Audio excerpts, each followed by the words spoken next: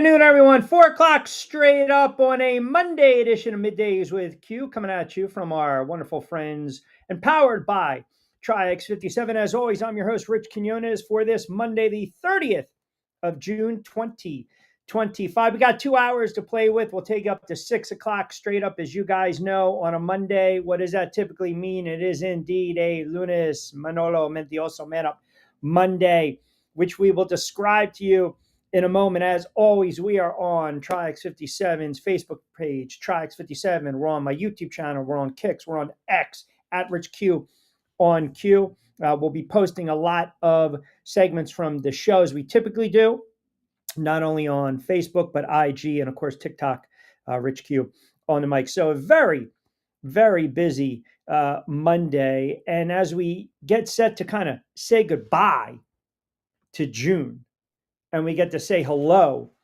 to July, there is a lot of news going on right now in the world of sports. I mean, you want to talk about the world of sports does not sleep. A lot is trending. You got MLB. We've got a lot going on with the NFL. We've got some trades. We've got debacles going on from a gambling standpoint in the NBA, which we're going to start to show off with in a moment. We'll go around the diamond in the 5 o'clock hour. We'll get you caught up to speed what's going on with the Philadelphia Phillies reinstating Harper, designated Kennedy for assignment. We'll get into the Yanks. We'll get into the Mets. We will dive into a lot of the baseball that I alluded to. But we have to start with, again, the NBA. And I'm telling you right now, the NBA is what's going on right now in the NBA with these gambling probes. And there's been a bunch of them of late. There have been a bunch of them with Porter, Rozier, and now we're learning Beasley.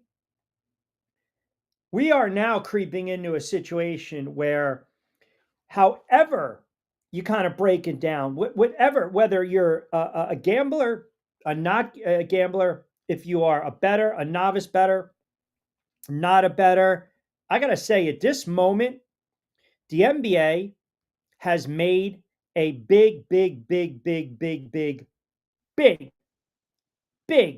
problem. A big problem in the NBA. A big problem in the NBA. Because now what we have in gambling, we've got a situation at this moment where you're thinking to yourself, man, this has got to go away. Does it not? Can this go away? And I don't know if it is. I don't know. Because what's happening now is you've got players that have a substantial amount of money. And these are a lot of contracts. These are millions of dollars that are being funneling through. We know that. So now you've got a situation in the NBA with Beasley. And here's a player, plays for the Pistons, was actually getting close to signing a big-time deal, right? I mean, think about this. We're talking a day before NBA free agency pretty much gets underway, a day or two. Now you're talking about what can drastically change not only the offseason for the player, the franchise, but again, the league. Because now reports have surfaced that Malik Beasley is facing an investigation after being accused of gambling on NBA games. And now, as everyone knows, NBA players are forbidden from placing wagers on games while they're under contract. So it's a serious offense, which can really be met with some harsh punishments. And we go to Jonte Porter of the Toronto Raptors. He was banned for life. And Terry Rozier, they investigated Rozier, but they didn't find anything just yet.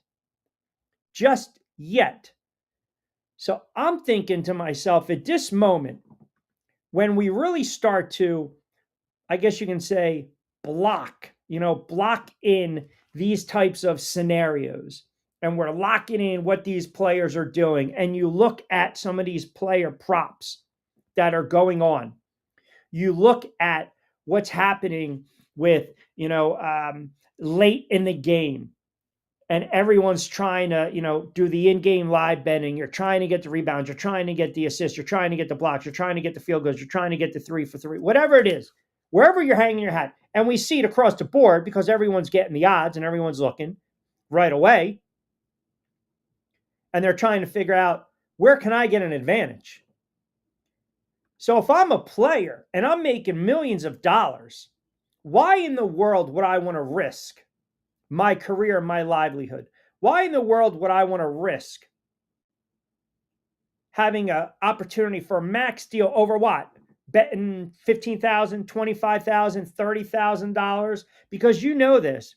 A novice gambler knows this. When you see a big time bet being laid and you see suspicious activity, you're waiting for the line to move. Either way, this is a major problem, and the NBA set themselves up for this years ago. Years ago. And this is not the old adage, hey, look what happens when all these leagues got in bed with DraftKings and BetMGM and FanDuel and the likes.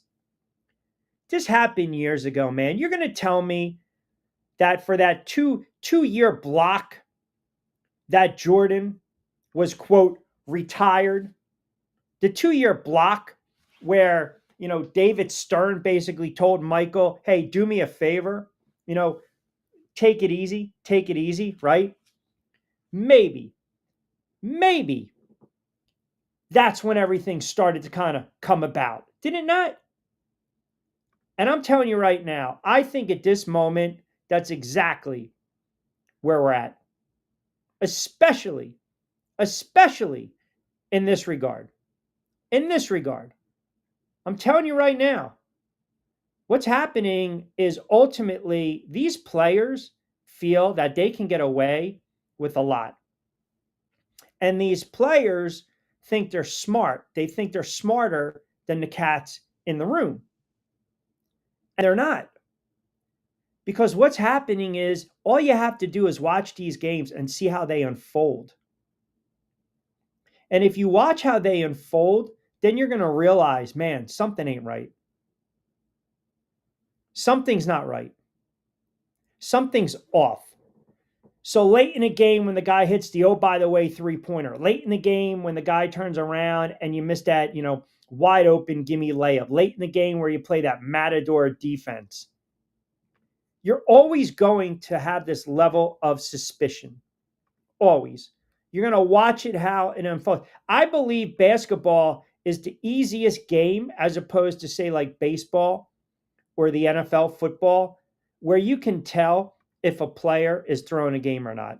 Because it's almost, it's to the point where even if they're not the best free throw shooter and they miss a couple late, even if they have a couple turnovers early on in the game and you get that last one late, it's very hard to tell. Like, you really have to go back and you have to watch these games. And now, if this is the case with Beasley, who is pretty much a top priority for the Pistons, I mean, he had one of the best years of his career.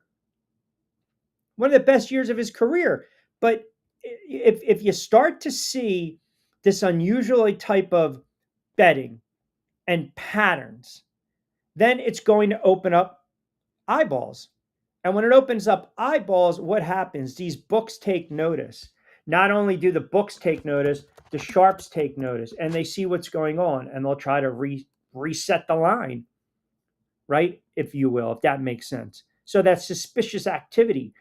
And now you've got a player that was probably going to cash in. So why even risk it?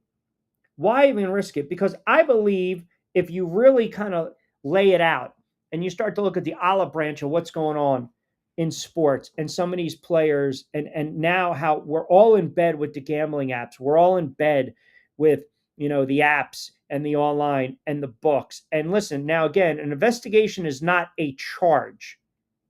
But the irony is, this player was in talks for a 3-year, $42 million contract to keep him in Detroit. And now all of a sudden, those conversations are off the table. And the difference with Porter, who was banned for life, again, he was found to have actually manipulated in participation in game, the influence of the outcomes. So we're talking about these refs back in the day in Donaghy. Now you're talking about a player that flat out had a hand in the outcome. Terry Rozier, they really did an investigation, but again, they found no wrongdoing. Now, the Beasley news is really staggering because it is very easy.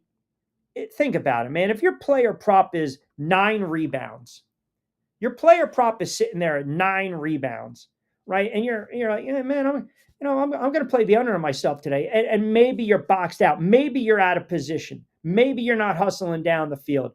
Maybe, you tweak a hammy and you got to come out of the game late. You twist an ankle. There's so many certain ways. There's so many certain ways to skin a cat here when it comes to gambling and how to get the most bang for the buck, or how to manipulate it, if you will. And it's a serious thing. And I believe the NFL, they or the NBA. This goes back to David Stern. This goes back to David Stern and Michael Jordan, man. I mean, it was pretty much, David Stern denied the NBA conspiracy, right? Remember back in the day, denied the NBA conspiracy that Jordan's retirement was a ban for compulsive gambling. And I know a lot of talking heads, prominent talking heads, they've come out, this whole the other outside stuff down the rabbit hole that his father was murdered because he owed money. That's not true. That's not accurate. Those are horrible, lazy takes at the time.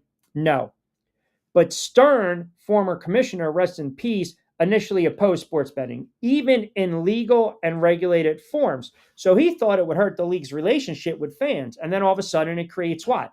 Suspicion of game fixing. And remember too, he later flipped. He flipped the script and he basically said, "Hey, let me kind of reverse my stance," because he was talking about at the time properly run gambling operations, and that's when all of a sudden, hey, the wink, wink, hint, hint, go play baseball for a couple years, take off. And listen, man, this guy manipulated the rules and the stats at the end of the day to kind of promote certain superstars. I mean, think about this. There's a lot of information speculating that Stern helped, push the faces of the NBA. And obviously what that means is more money is going to be gambled on the game. Now, I'm not going to sit here and say that it was tied. I'm not. And I'm not going to, we can go back to 2007 and the betting scandal that happened. But all I'm saying is when you legalize sports betting, it starts to hit home a little bit. And this should not be a shock. This should not at all be a surprise at all. Because like I said, David Stern, again, passed away in 2020, God rest his soul, hell of a commissioner for the NBA, no nonsense, hence Stern, right? But we kind of know what he morphed into, right? He basically, kind of it turned around and gave the sports betting community more or less open arms. I mean, think about that. He changed his tune. So now you got silver in every league and the NBA. You got all these player props. You got brought to you by, pre, post, injury reports, everything. So this is the problem that all these leagues are going to run into. They're making their bed, period. And now they have to lie in it because they're all in bed. So this doesn't surprise me. They're all in bed with these gambling apps. They're all in bed, again, with these odds makers and these books. They're all in bed with the casinos. So this should be nothing new to anyone. The problem is going to happen just like in the NFL, where you really get that prominent face, that prominent player that's going to get caught. Now, you got to sit there and say, what's the incentive? Why would you even want to do it? Because ultimately, for a fact, if you're laying $250,000, $500,000, $1 million on a player prop, something's amiss. If you're doing that on a game and the odds, something's amiss, and that's going to raise an eyebrow. Sneaky suspicion, is it not? So this, to me, this is not a shock. This is not a surprise. Do I believe eventually more players will come out? Yeah, I do. I really do. Because if you go back, Stern at the time supported the Professional and Amateur Sports Protection Act. And basically it said, in essence, prohibited sports betting in the U.S. outside of Nevada. Now, fast forward 10, 15 years later, he and the NBA are forced to deal with what? 2007. The Tim Donaghy scandal, which was huge. And then in 2012, he went back and forth with the governor at the time, Chris Christie of New Jersey, attempted to legalize sports betting within its borders. So, again, the Donaghy thing woke everyone up. It woke everyone up. But you're talking about a guy that was running the league from 84 to 2014. All of a sudden, the tune changed. As we like to joke on the air, let's not, the Babe in the Woods routine. So Beasley right now, we'll see how it plays out. But the NBA, they made their bed many, many, many, many years ago, and now you're stuck lying in it, period. Now you are stuck lying in it. 16 past 4 o'clock hour. Crank it up on a Monday edition of Middays with Q. So we've got the Beasley, we got the NBA drama with the gambling. You got a ton of NFL news coming down as, my goodness, unbelievable what's going on with the NFL. It's like you turn around, there's trades galore. We will get into that. We got allotments coming in, a ton of comments on Facebook, on X, on YouTube. We're going to break them down as well on the other side. As I mentioned, we got a lot to get into with the gambling and the betting and the NBA.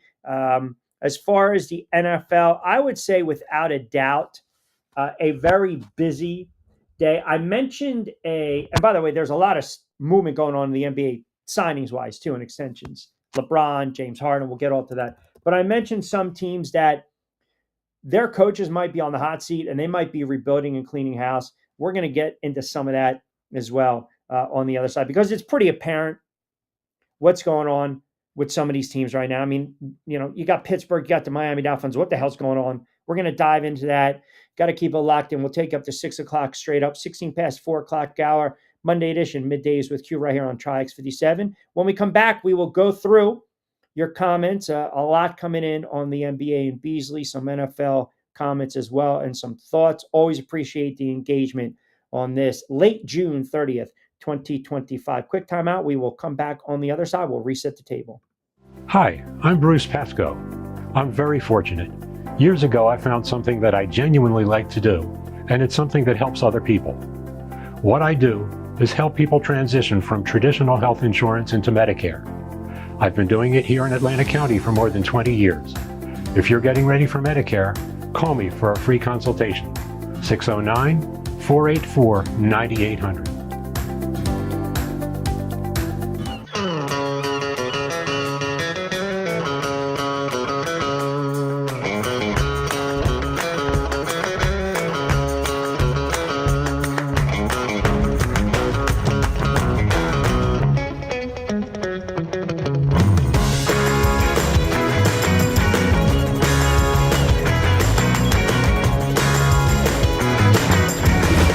What the Down Beach Seafood Fest is all about. It's about community, it's about friends, it's about culture, right? The food culture in Atlantic County is rich.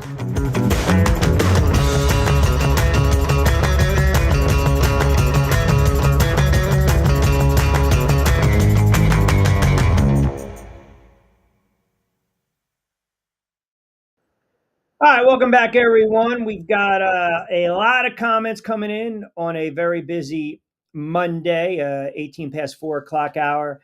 As I mentioned, a lot of comments on the NBA, on Beasley, on Harden, on LeBron, NFL, which also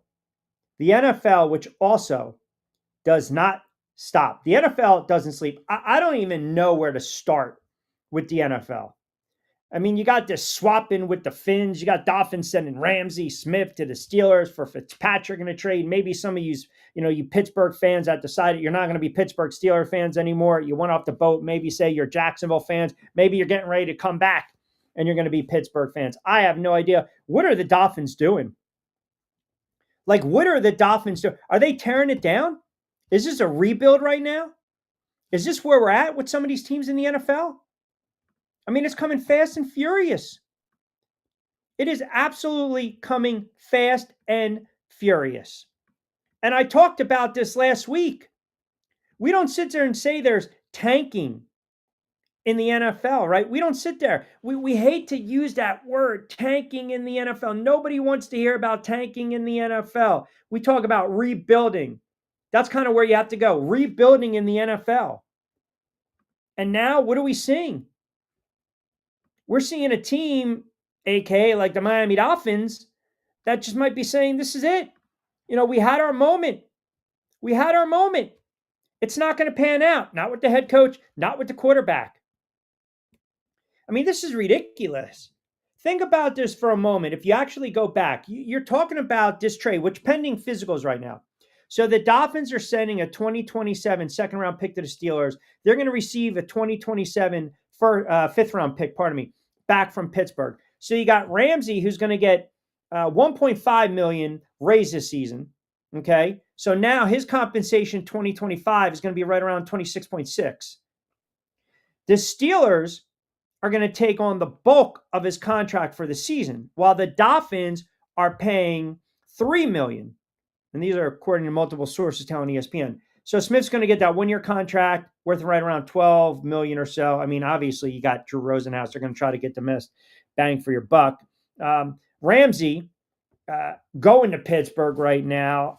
I mean, I just, you got Fitzpatrick heading back to Miami where he began his career with the Dolphins. He was selected 10th overall in 2018 draft. Might have been 11th or 12th, pardon me. But point being is, the Dolphins, you got to kind of figure out what you're doing at this moment. And even with the Pittsburgh Steelers. So the Pittsburgh Steelers, you lose Russell Wilson, you lose Justin Fields, you lose Harris, you lose Pickens, you lose Fitzpatrick, you turn around, you get Rodgers, you get Ramsey, you get Slay, you get the tight end Smith because you need a tight end, and you get DK Metcalf. Now, I don't know if you look at Pittsburgh on face value and say, okay, you're better, but I don't know if you look at Miami and you say you're better.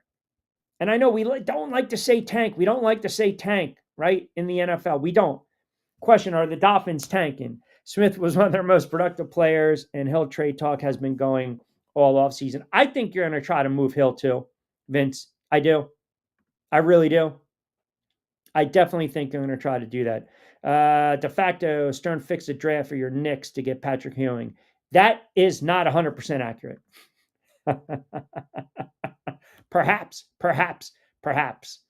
Man says, bring your allegiance back to Pittsburgh with the Ramsey deal. I don't think Vince is going to do that. I think Vince has pretty much already said he is going Jacksonville full throttle, period.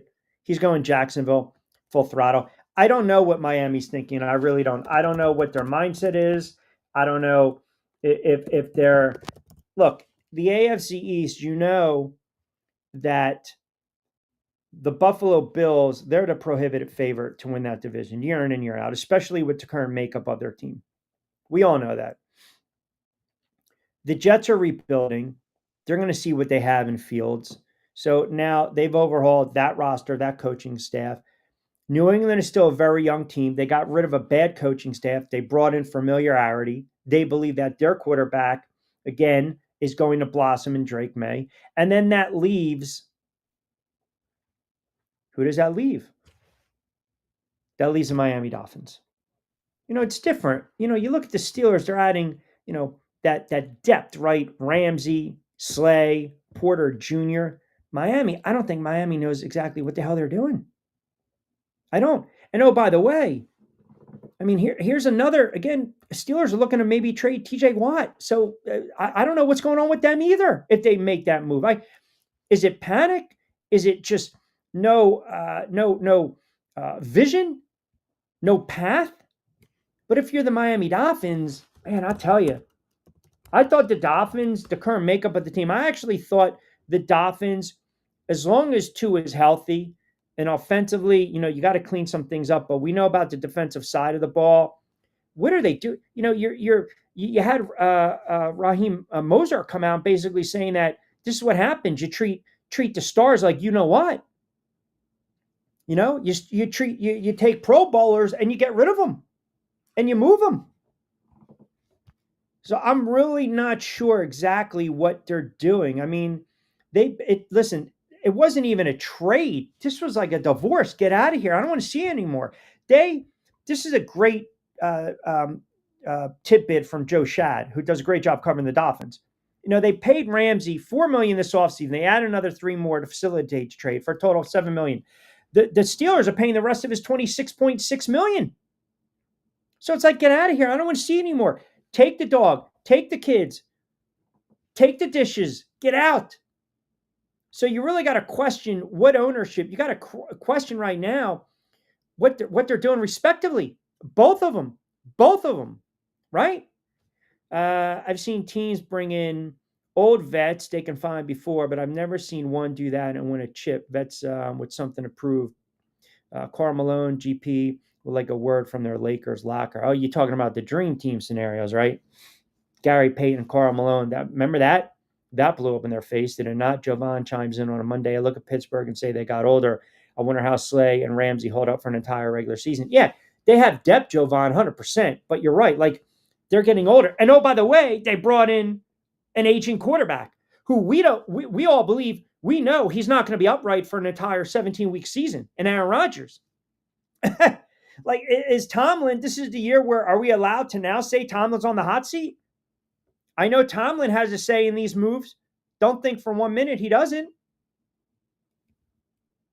And now they're coming out of the woodwork, right? You got Pickens, basically former Steelers wide receiver, George Pickens, basically, reacting to Minka Fitzpatrick, Jalen Ramsey trade on Instagram. So happy for you, broski. Back to the beautiful places in life. It's like, wow. I mean, was it that bad? It's the NFL, man. I'm not gonna sit here and tell you they tank.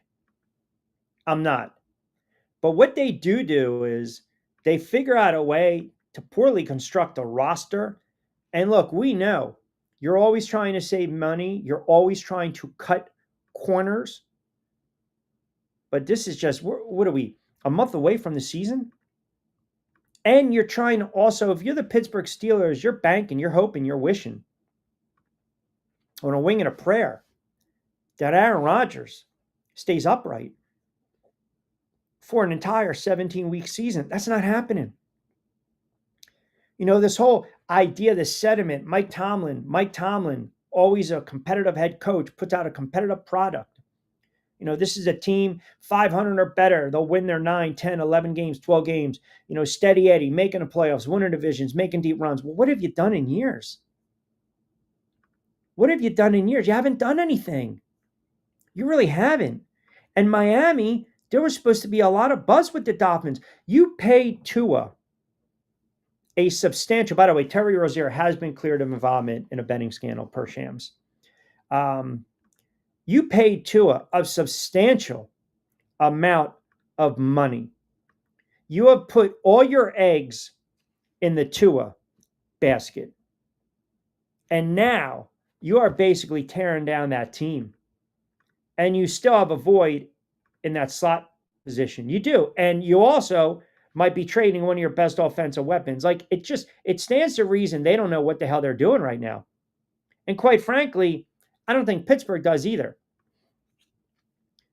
And Pittsburgh, I didn't think they were going to compete in the AFC North because I'm not sold on Rodgers and the current makeup of that team. And if you trade Watt, what is that telling you? If you move him. I mean, you have to look at players typically, they look at what? They look at situation, they look at the money, they look at the, devil in the details and the contracts, the incentives. They want to basically hang their hat somewhere and say, this is going to be my home for my career. And they also understand it's a business and they want to try to get as much money as possible, especially those guaranteed contracts. But then you look around and maybe you have a couple rough seasons here and there. And you're still trying to feel out where the franchise is going, what direction the organization is going. And then you start to see the handwriting on the wall. And now, if you're with Pittsburgh or you're Miami, you really got to question, what direction are these franchises going?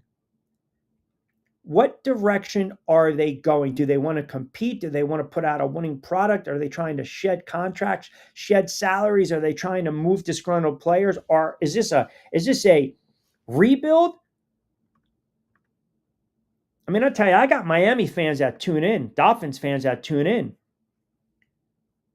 Tweeting at me as we speak. Ticked off. I mean, think about this. The AFC East, besides Buffalo, don't you think the Miami Dolphins could compete in the AFC East? The Jets are not going to be good. New England's not going to be good. And it doesn't take much. You figure out a way, you split your season when you think about it, right? Now you got 17 weeks. If you figure out a way to win games in the division, win a couple games on the road, go 5-3, 5-3, 10-6, 11 wins, that's going to get you in. That's going to get you in. And I look at Miami and I'm like, whoa.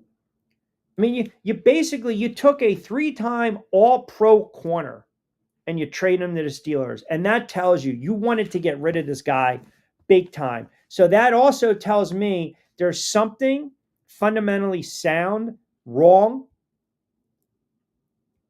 with that franchise. There's something going on. Okay. Jim chimes in. Q, you got to be kidding me. For the sake of the fans like myself and the players, Ross needs to fire Greer and then sell the team. It's not happening, Jim.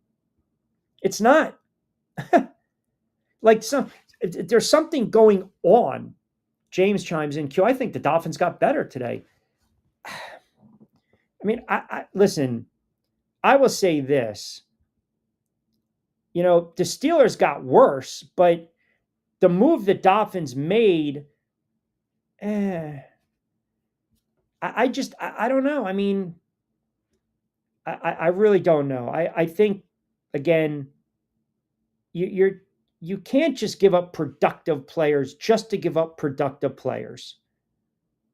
I mean, I know it's the NFL and players get moved. We know that. We're not naive. We understand it is a business, as I alluded to. But if you have guys that are producing on your team and you're just packaging them in, you're just throwing them in just because, that's never a good thing. I've never liked that. Seriously, I've never liked that at all. And I think that tells me there's more to these moves than we're privy to, right? There's more to these moves. There's stuff going on within these organizations where they are like, okay, listen, now I got some Pittsburgh fans, not Vince, chiming in.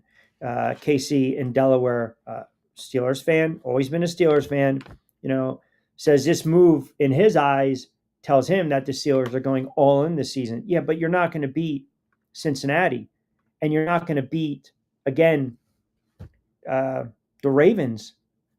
You're just not. You're not better. You might feel you're better today, but long term, you're not. You're not going to beat those teams. You're not. Steelers in a mix for Arch. Who knows what's going to happen? You have to let the season play out. I mean, the fact that you bring in Aaron Rodgers like that, they waited, they put all their eggs in the Aaron Rodgers basket, and a lot of people thought it was going to blow up in their face. You had Russell Wilson to a one-year contract. You had Justin Fields to a one-year contract. They were going to test the waters. They wanted to bring back Justin Fields. The Jets came in, 2-year offer. Fields took a good for the kid. Russell Wilson goes to the Giants because he knows he wasn't wanted anymore in Pittsburgh for that 1-year layover. So now he thinks, okay, can I revitalize my career? Can I extend my career for a season or two in a big market in New York? We'll find out. But I look at the Pittsburgh Steelers. Do they honestly believe they're going to be a Super Bowl team? Do they really believe they're going to be a playoff team? This is not Aaron Rodgers 7, 8, 9 years ago. It's not. It's not. And these types of moves typically get GMs and head coaches fired. And the same could be said in Miami.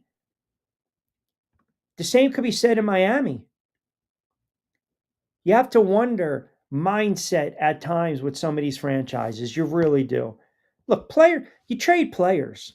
You move players around. 100%. But what does that say? If Pittsburgh turns around and they trade Watt, I mean, does Casey think that they're legit? They're going all in when you're trading arguably one of your best defensive players, if not your best defensive player, who, oh, by the way, here's a guy that's always on the field. Now, granted, he missed a couple games a couple years ago, but he plays at a high level.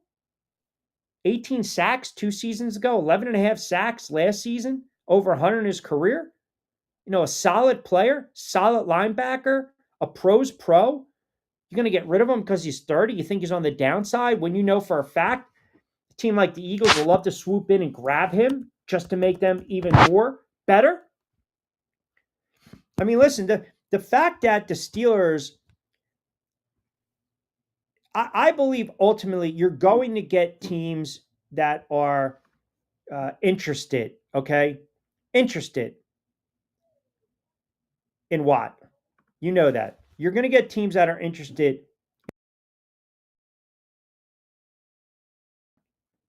But the question is, at what price? At what value? Is he going to cash in? Would it behoove the Steelers to turn around and pay him? You don't want to lose a player like this. You're going to have teams that are going to have a substantial amount of interest in him. Now, I think there's going to be a lot more trade interest that increases. And I know the Steelers want to get an extension done. But when you get a player that skips all of the team's offseason, right? He's looking for that new contract. He wants to break the bank. He wants to get paid what he believes his value is, how much he's worth. Now, again, we can throw out arbitrary numbers. 100%. We can throw out so many different numbers. And a lot of people reported that last month the deal was supposed to get done before the start of the season.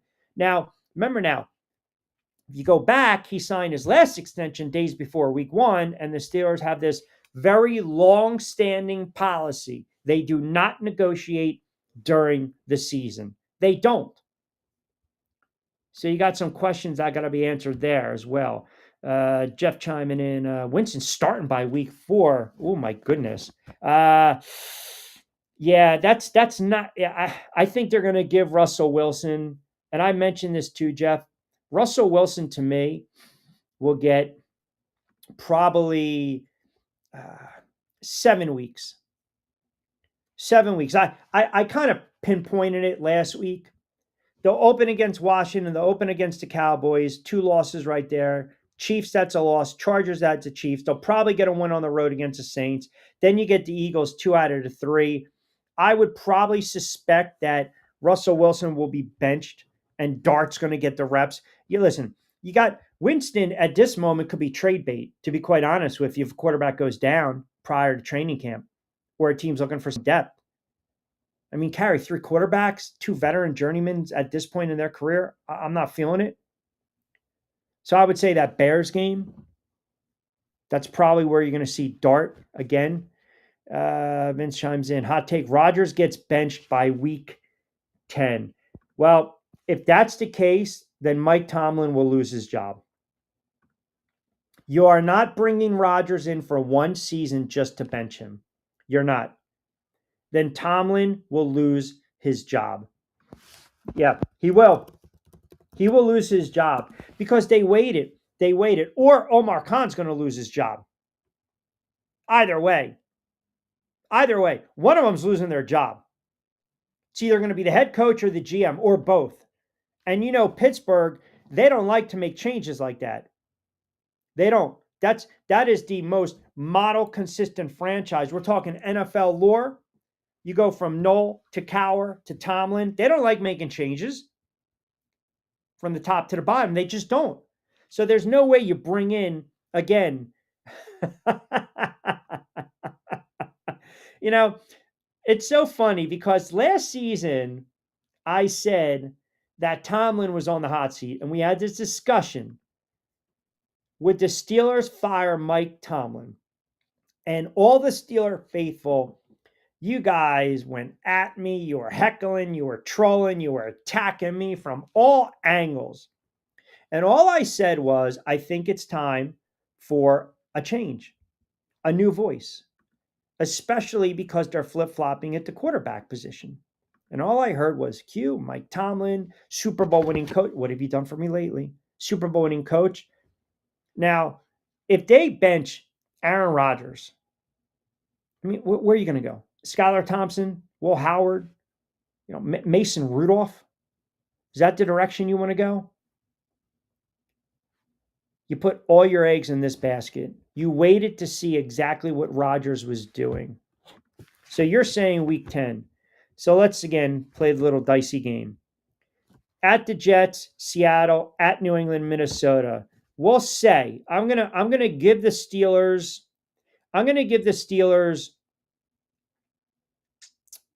I'll give them 1 win. And then off the bye, I'll give them a win against Cleveland because they always beat Cleveland. So now that would make them 2 and what do you got? 1, 2, 3, 4. 2 and 3.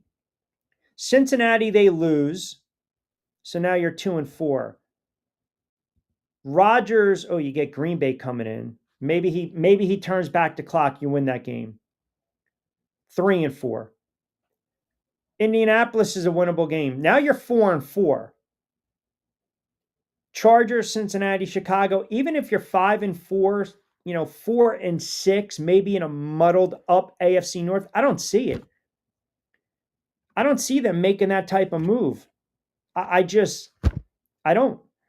I think it would. I think it would be hilarious if the Steelers fire Tomlin and Jacksonville hires him. Q, you always bringing up old stuff. The biggest room I've been in was the room for growth. I've grown. What can I say? No, you didn't. You're a friggin' fraud. You're a fraud. You're a fraud. You flip-flop. You killed me last year talking about Mike Tomlin and all this other nonsense. How can I actually criticize Mike Tomlin? He's a Hall of Fame winning coach, great track record. Look at his resume. Never had a losing season. You turn around as a fan of the Pittsburgh Steelers, of the black and gold. And now you're a Duval fan. And you know what? To de facto's point, I actually hope that happens. I hope, well, I don't want to see a guy get fired, but if he does, hey, power to Jacksonville if they turn around and they hire him. Why not? Go ahead. You got everything you always wanted. You got Tomlin, you got your players, you got your new team to root for, Vince. I'm not bringing up old stuff. I'm just basically stating fact here. De facto, you're diabolical for even suggesting such a thing. Shame on you. Hey, karma. It happens. We've seen it. Look, Tomlin's a Hall of Fame coach. I'm not going to dismiss Mike Tomlin or his credentials, but it is a what have you done for me lately type of league. Really. And you don't want to hear this, but I'm telling you, these moves that they're making, that puts Tomlin squarely in the crosshairs. It does. It really does. And if you now be fair, Vince, Steeler Nation, I believe there is a divide when it comes to Mike Tomlin. Every fan thinks he's one of the best coaches in the NFL, but a lot of people think he shouldn't be a coach for life. Some think he should be coach for life. There's also this sentiment he should have been fired years ago because they're not going to win another Super Bowl as long as he's in charge. That is just my opinion. It's just my opinion, but there is a divide among Steelers fans. There is.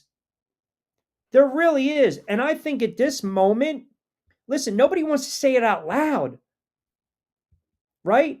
Now, is it where you take the James Harrison approach and say, Mike Tomlin ain't going nowhere? Well, maybe that's the truth.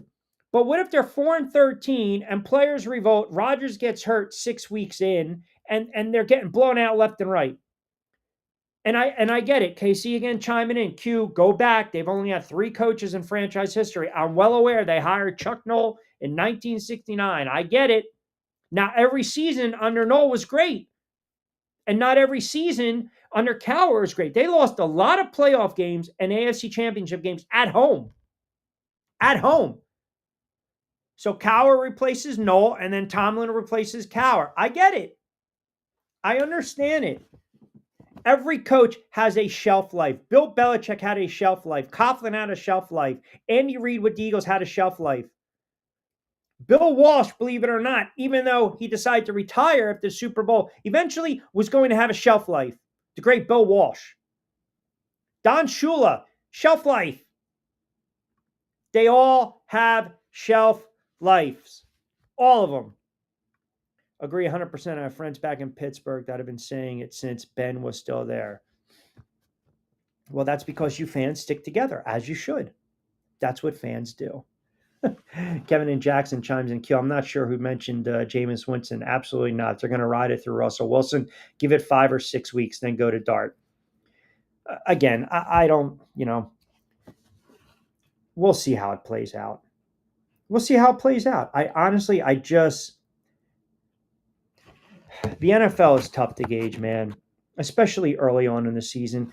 These teams, I feel some of these teams that have kind of gone back and maybe tried to turn back the clock and get some of these veteran quarterbacks, it's not going to pan out, right? It's not. Steve chimes in on Facebook regarding sports betting. Would you expect we legalize betting? Q, you got to be honest. Again, who said these young athletes are smart? Young guys think it's cool to gamble. Think back when you were 15, 25 years old. Listen, I get, the whole Beasley thing and the gambling, but you're making millions of dollars, man. Like, With that being said, if I'm making millions of dollars, am I going to risk it for a couple more dollars? And I know I'm going to get caught. That to me is just dumb. That to me is dumb. I got a text from a sharp better out west. I want to read this. Who knows his stuff, and he's well known. Q, catching the show on the West Coast, always enjoyed, especially the gambling talk. Couple points for you. All right. So he ain't going to be the first or the last. People smarter than Beasley could do what Tim Donaghy did. Bet off market, take 1% or percentage of wins. You know, Donaghy was barely over 500 in games, but he was like 75 on totals, called less fouls. Now that goes back to that Sacramento Lakers series. He goes on to say, Donaghy will never admit he fixed games as it's a felony. He knew it when he was letting guys get hammered to the ground, but I know he's telling the truth about the Kings-Lakers series. Game 6 is the most rigged game in pro sports history. No one should ever underestimate David Stern. He would have shipped his mother UPS to make NBA cash post Jordan. Now, the gentleman that texts, and he's got a very good track record out west.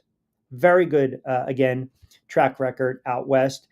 He is a sharp bettor. He is a sharp gambler. He's been gambling for about 35 plus years. So I take what he's saying, on face value. He knows exactly what he is saying. 48 minutes into the show, Q shirt still looks fresh. Impressed. Of course. Joey B. I got fresh. Speaking of fresh roasted coffee. Got to use the promo code BYP in the show notes, as we are powered by our good friends over at TriX57. Jordan is a notorious gambler. Do you think he bet on games back in the day? A lot of those guys are big-time gamblers. Big time. Q out West source. It's not me. No, Joey, it's not. No, it's not. I can't. Listen, that's pure speculation. That's pure speculation.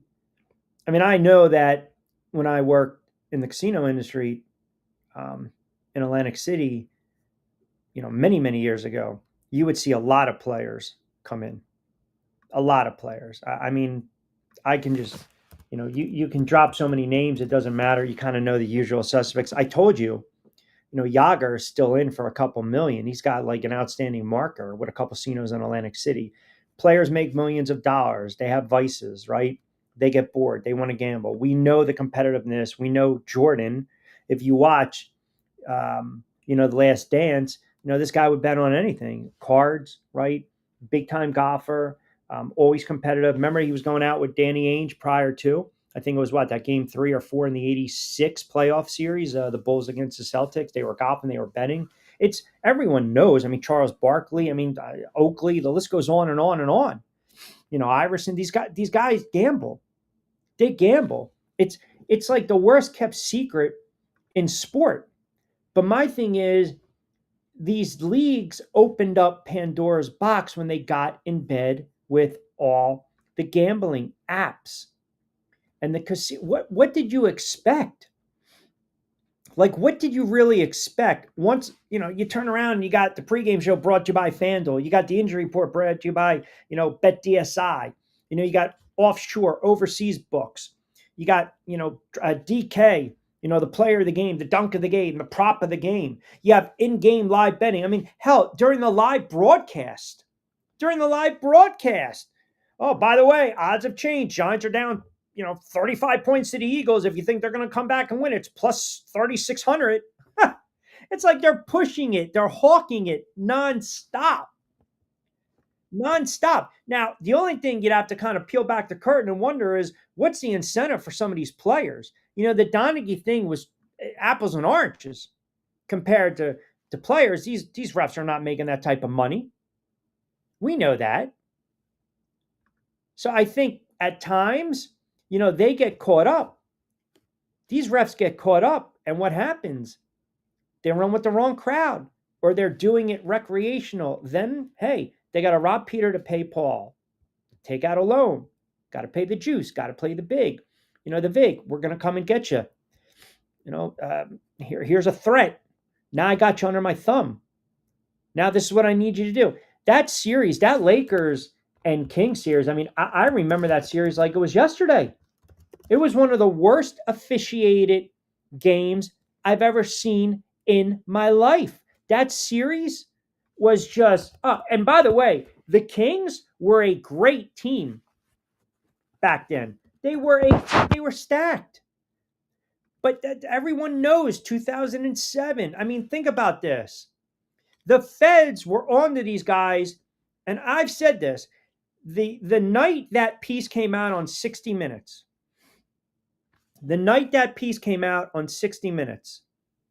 the very next day, Donaghy came on my radio show in Delaware on 1290 The Ticket. I was the only get, and it was a 3-hour show. He stayed on the air with me for about an hour plus. And when I say I grilled him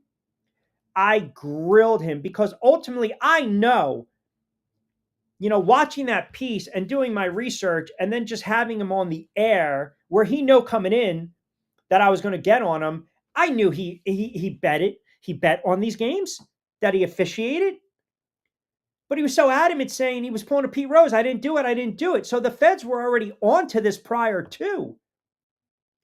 You go back 2005, 2006, 2007. He finally admits that he bet on these games that he officiated. And again, that's where you're taking your position. He claimed at the time, okay, I'm not going to use my position as an on-court ref to advance, my bets. But what did he do? He had inside knowledge. He exploited that knowledge to wager on games, whether he was refereeing them or not. And, you get all these other co-conspirators. It was bad. It was really, really bad because then there were the allegations of improper playoff refereeing. And that is when everyone turns around. All you need to do, Game 6. Game 6 of the 2002 Western Conference Finals. Go watch that game in its entirety. The Lakers and the Kings. We talk about SGA, the free throw merchant getting to the line. Lakers shot 27 free throws in the fourth friggin' quarter. Come on. What are we doing here? You made your bed. You got to lie in it. Period. I don't care if that's fair. It's been legal for years in European countries. It doesn't seem to ruin the game over there. How do we know? How do we know what's going on over there? How do you know? Is it more prevalent? It might be. But again, it's not, the rules are the rules in the States. The laws are the laws in the States. We're not talking about what's going on in Europe. We're not talking about the U.S. right now. We're talking about North American professional sports leagues and these teams. And again, once the NFL decides, hey, let's have a team in Vegas, all bets are off. Like I would, at this point, you almost have to be a cynic and say, look, why don't you just do this? If players want to gamble, let them gamble. Let them gamble. Go ahead, let them gamble. Because you're not going to stop it. Now, here's the caveat. Are you allowed to gamble on the sport that you play in? No. But if an NBA player wants to gamble on an NFL game, let him. If an NFL player wants to gamble on an NBA game, let them. Let them. That's fantasy football. That's a form of gambling. And they were trying to get on Brady years ago and Romo years ago. It is a form of gambling. You can't avoid it. You can't. If a player like Tom Brady or Patrick Mahomes, if we ever learn, a player like that magnitude turns around and they have a hand in the outcome of the game and it's got gambling, it's got gambling written all over it, then that would just absolutely I think, flip sports on its backside. Can you imagine If it's a Super Bowl and Patrick Mahomes decides to throw the game, he throws a pick six late and clear as day, you say to yourself, what the hell was he doing? Where was he throwing? I don't believe it's ever going to happen because, as I mentioned, they make too much money. They make way too much money to want to tip the scales and try to manipulate the outcome like that. Like, what's the benefit? If I'm making $150 million, what the hell do I care about another 15, 25,000, 500,000? That does nothing. It's a drop in a hat. It does absolutely nothing for me. But the optics, the perception, it's always bad. It's always bad because now we're always going to look at these games, or as a gambler or a novice sports bettor, you might turn around and you might say, wait a second, the risk to reward here, that's something I need to consider right now because, I don't know. How do I know it's not fixed? How many times do you guys sit there on a Sunday and you watch a game? You watch an NFL game with your friends, and there's a blatant no call or there's a blatant flag. And then a couple minutes later, you turn around to your buddy, you look to your right and you say, yeah, you know what? They're going to make up the call in the fourth quarter. And you get the quote, make up call. Like, we already believe there is some type of, goofiness going on, for lack of a better term. So then, you know what? Then come up with, legislate more and come up with, restrictions. Like, figure it out. Figure it out. Q Steelers didn't get better. I'm sorry, Miami didn't get better. This is Neffy. Got rid of a decent CB stud tight end draft pick for a player that's mid-talent at best. Already quit on us once. Yeah, that's a bizarre trade. Bizarre moves by the Steelers and the Miami Dolphins. You just got to know what sometimes these franchises are thinking, and I don't know. Let me get to Sergeant Delaware. Okay, I know you've been screaming up that tower for years through the microphone. Ha, ha, ha. I know you said this about 15 plus years ago about regulating it a little more and allowing the players to just go ahead and just gamble. You just can't do it on your respective sport. What else are you going to do? Like, what would happen if, let's just say something recent. So the NBA Finals. What would happen if the MVP of the league, SGA, if it came out that he bet on, his player prop scoring 29 or more points in game 7, and it was only $25,000, right? Are you going to take the title away from OKC? Are you going to take the NBA MVP away from SGA? No, you're probably going to ban him for life. But then again, is the NBA going to make concessions because he's also one of the faces of the league? See, that's the other problem. A kid like Porter, no disrespect, lower tier player. Beasley was in line for a nice contract extension. Rozier is a good player. Now you start dabbling and say the Giannis's, the Durant's, the LeBrons in the world. But again, I go back to what's the purpose? Are they the incentive? Why are you going to do it? You're making a lot of money. Why would you risk it? By the way, speaking of the NBA, I mean, this is ridiculous. You got Harden cashing in again. Jalen Williams going to have wrist surgery. We already talked about the Celtics pretty much rebuilding. You got, the LeBron. I mean, the whole LeBron situation. Oh my goodness. This whole, LeBron, that $62, 62 million, not $62, $62.6 million option. At this point, I look at LeBron and I'm like, okay, you're not winning another title. You're not. So LeBron James picks up his Lakers contract. So he's not going to be a free agent. So he opts into the final year of his contract. Why? Because there's not going to be any suitors. I don't believe there would have been any suitors as a free agent. I don't believe there's any suitors, even if they put him out there to potentially trade him. But I will say this.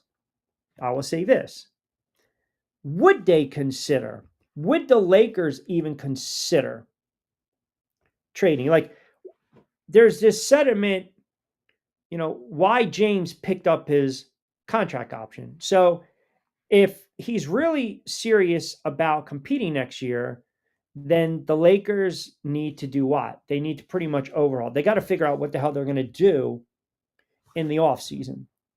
So now all of a sudden, if he opted out of his Lakers deal, then that tells me that he's serious about winning a championship because he can probably find the best home where he believes he's got the best odds and shot to win a championship. Now, all of a sudden, it's kind of telling me no. Like if you opted out of your Lakers deal, you find a new home in a contender in free agency, right? Or you take a pay cut to stay in Los Angeles. So I think, again, he chose to pick up his option instead of, look out for, free agency because I don't think at this stage he's going to have a lot of suitors, and it is a lot of money. That's the other thing. Substantial lot. I mean, you're talking there's 50 million on the table, you take it. That's a motivating factor, is it not? But I don't really think he's really serious about trying to win one more championship. And I think it would be hilarious if the Lakers try to move him because then you're going to really see if there's going to be any value for him. All right, 5 o'clock straight up, 16 to books. 60 to play with. A lot of comments coming in. Keep them coming in. NFL talking on the other side. We'll mix in a little baseball. Got a lot of these Beasley NBA gambling comments as well. We'll take up to 6 o'clock.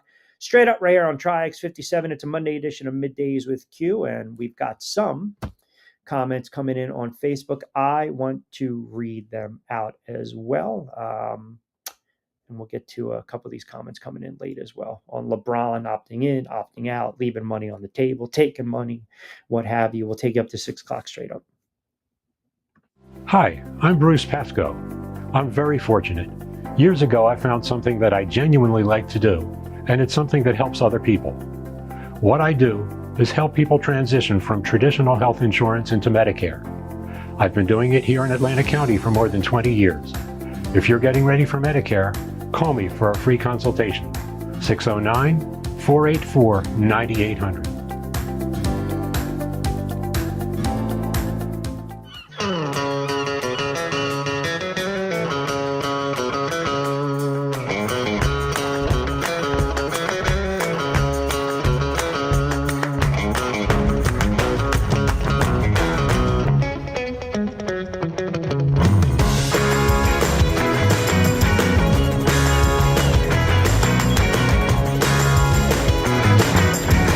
This is what the Down Beach Seafood Fest is all about. It's about community, it's about friends, it's about culture, right? The food culture in Atlantic County is rich.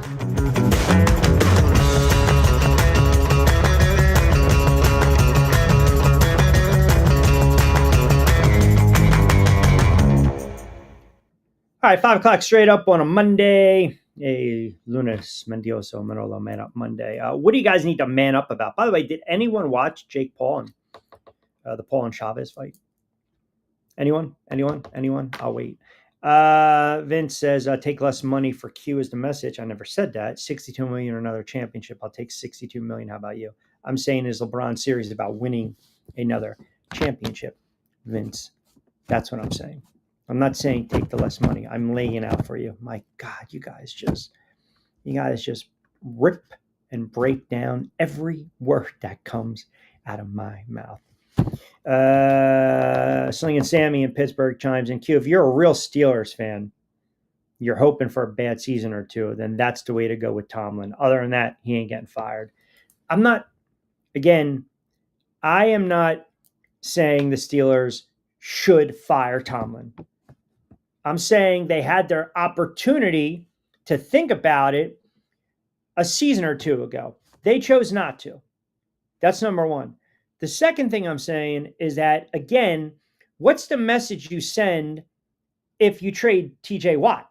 Now, here's a hypothetical for you. Here's a hypothetical. If you're talking about landing spots, it's very unlikely that if you're going to trade TJ Watt, I would suspect you keep him out of the AFC, right? You're not going to keep him in the division.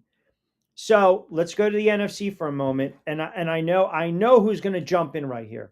I already know.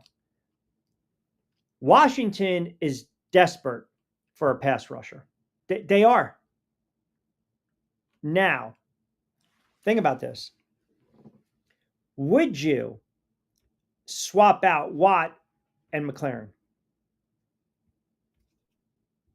You've got a star defender and you stick them in that Commanders defense.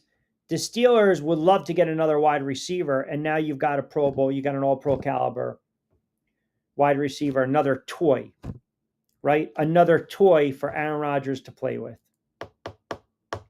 If Watt goes to the Commanders defensively, I think that's enough to push.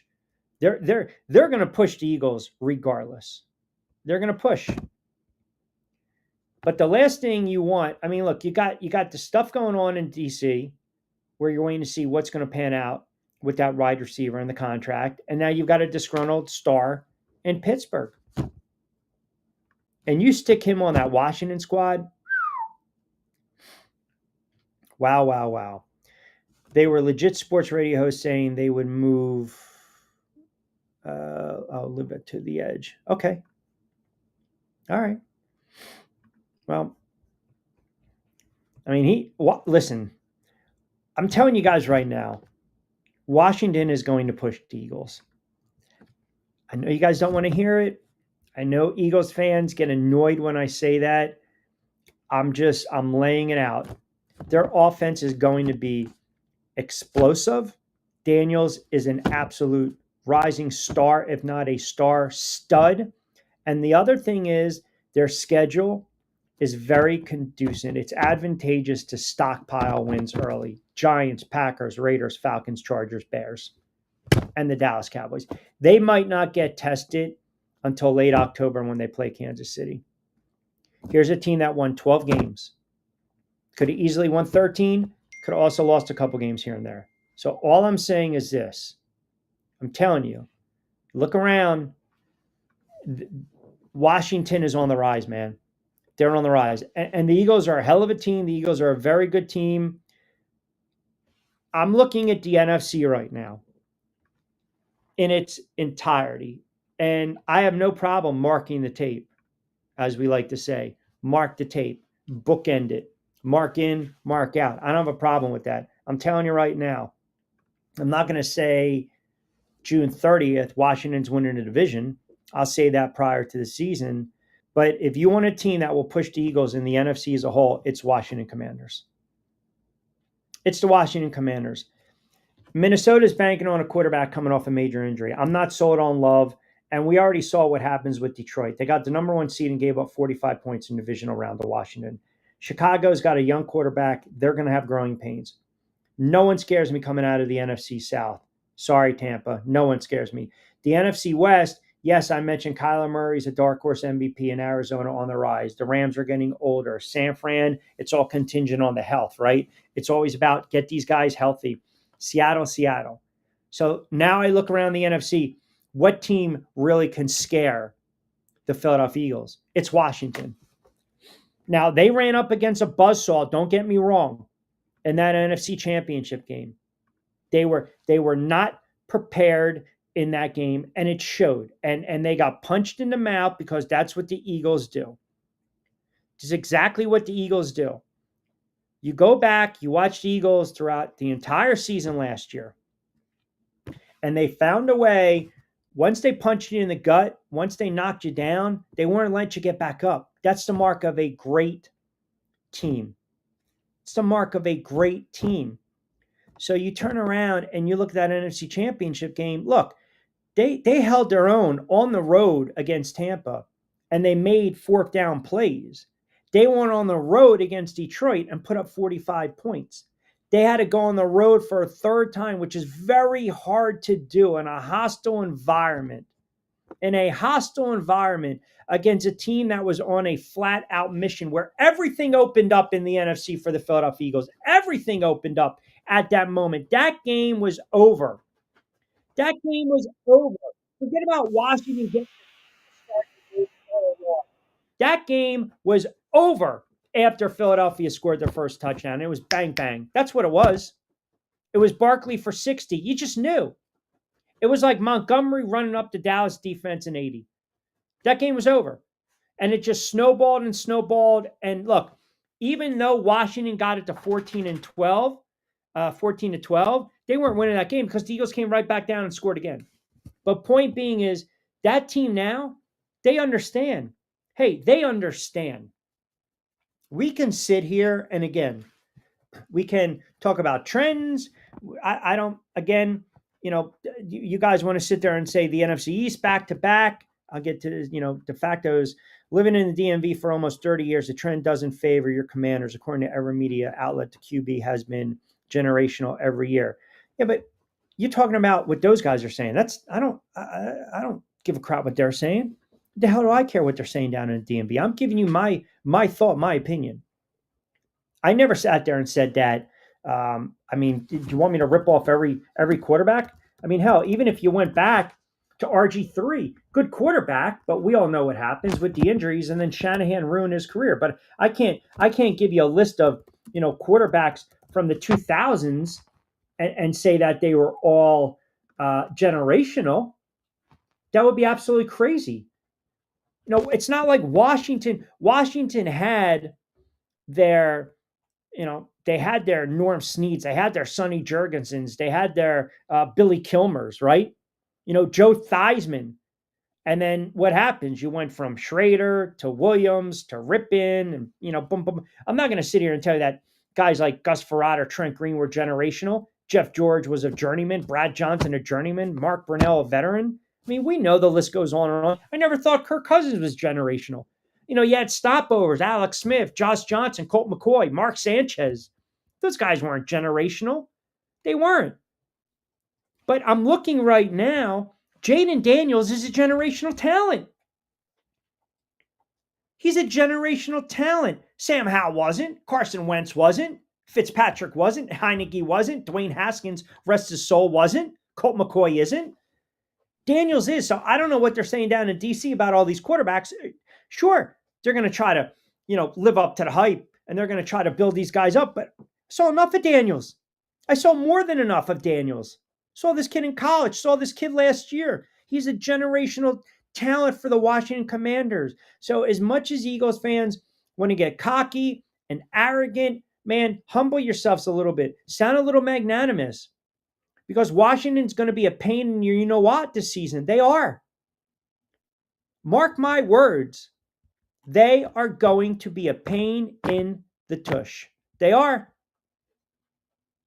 They really are. They're not going away. They're not going away. And they showed you last year they can win on the road. They can win in a hostile environment. They were young and naive enough to realize we can stay with these teams. The Eagles were just on a mission at that point. They were not going to be stopped. We saw exactly what they did in the Super Bowl. That game wasn't even competitive. So don't sit here and tell me, don't dismiss Washington. And I don't think Detroit should be dismissed, but I'm not going to put them on that level because Detroit, for some reason, doesn't know how to win in the big spot. They don't know how to win in the big spot, period. You got home field advantage. You give up 45 points. I mean, to me, we're talking about these coaches on the hot seat. Why can't we put Dan Campbell on the hot seat and Jared Goff on the hot seat? Like, what is that, taboo? You don't think Detroit Lions fans are getting a little antsy? They're getting a little frustrated? They are. Because they realize their window of opportunity is closing too. Period. Yeah, you know what? Mark the tape. What are you going to market? That I'm saying Washington's going to push the Philadelphia Eagles. Mark it. Go ahead. Mark it. Highlight it. Fold it up neatly. Like my notes. Fold it up neatly, de facto. Stick it in your wallet. When you're driving around, you can pull it out while you're listening to sports talk in DMV. I'm sure, is B. Mitch still on the air down there? Probably building up Jaden Daniels.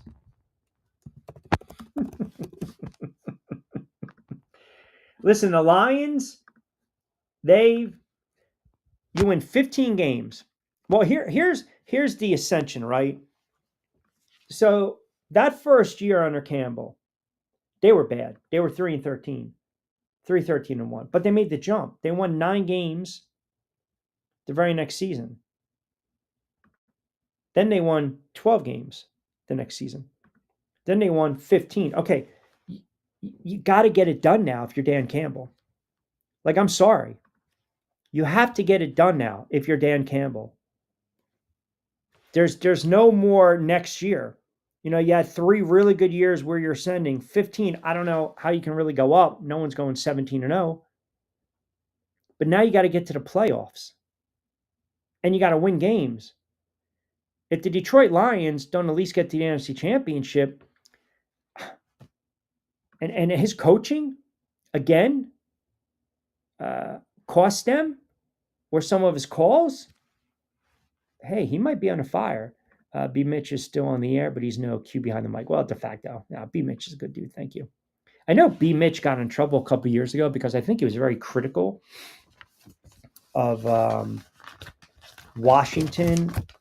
I don't remember what season it was, but correct me if I'm wrong. It's because Snyder owned all those radio stations, and I think he fired them, or they didn't put him on the air anymore. But I've always liked B. Mitch. He's always had a very, very strong opinion. All right, quick timeout, 16 past 5 o'clock hour. Reset the table on the other side. We'll open it up as well. We'll take you up to 6 o'clock. Comments coming in, X, Facebook. We want to read them off as well. Do not go anywhere. It's a Monday edition of Middays with Q. We'll get to what's trending as well on the other side. Hi, I'm Bruce Pascoe. I'm very fortunate. Years ago, I found something that I genuinely like to do, and it's something that helps other people. What I do is help people transition from traditional health insurance into Medicare. I've been doing it here in Atlantic County for more than 20 years. If you're getting ready for Medicare, call me for a free consultation. 609-484-9800.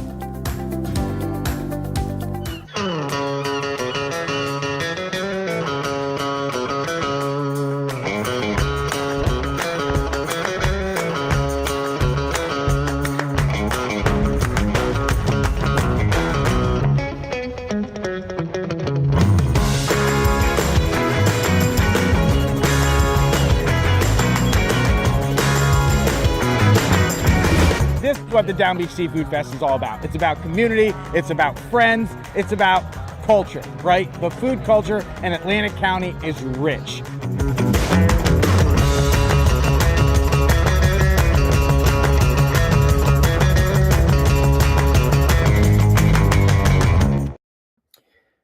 All right, 17 past 5 o'clock hour. I want to get some of these comments. O chimes in. Q, the Sixers' greatest strength. Eagles inefficient ISO ball defense, passing, rebounding, have lost art in the land of Philadelphia. Let's see if Morey fixes these things this summer. They have a lot of work to do. The Philadelphia 76ers. A lot of teams have some work to do. I mean, look, you had 2 teams. You had OKC and you had Indiana. Indiana pushed them to 7, and there you go. These contracts in the NBA are ridiculous. I mean, James Harden, my God, how much money has he made in his lifetime? Every time I turn around, it's like another extension, right? 100 million here, 100 million here. How much is James Harden? Let me see. James Harden career earnings. Well, that new contract is 2 years, 81. Whew, my goodness. Let's see. James Harden career earnings. Wow. James Harden has made $450 million. Oh my God. I can't even imagine. I'm looking at his yearly breakdowns.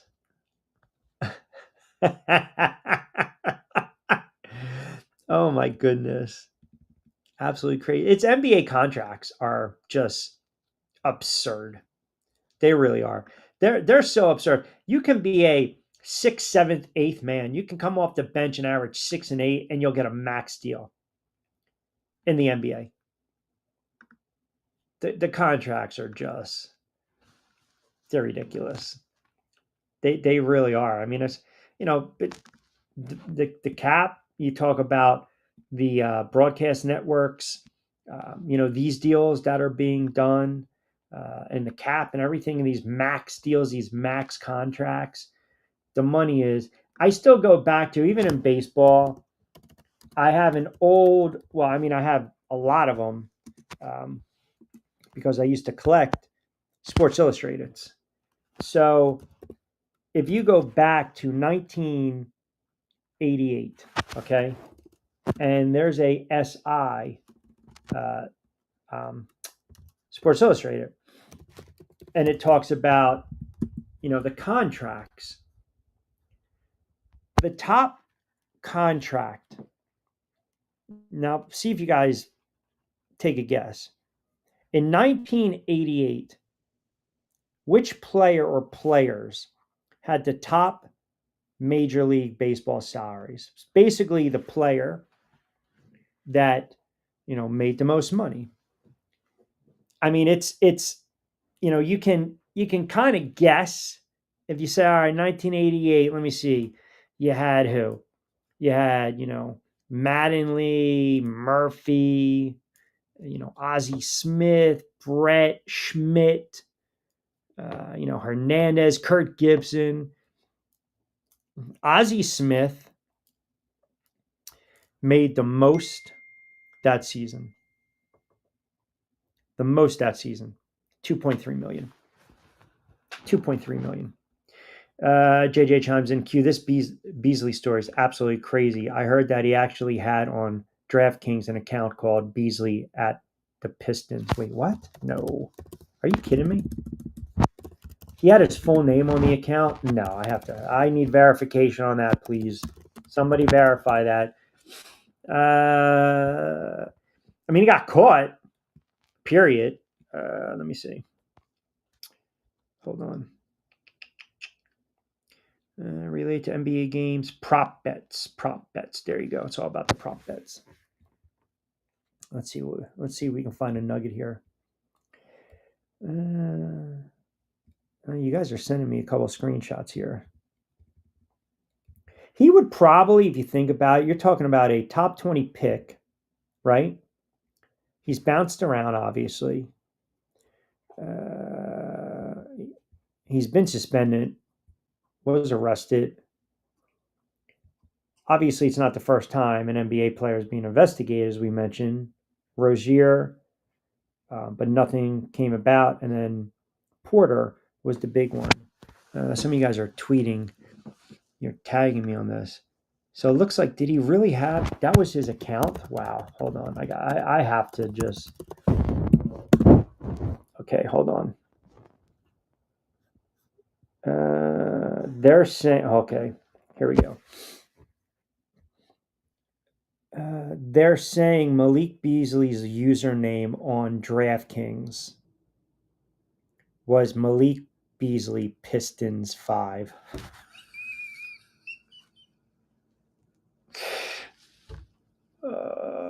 Hater Report is a great account on X.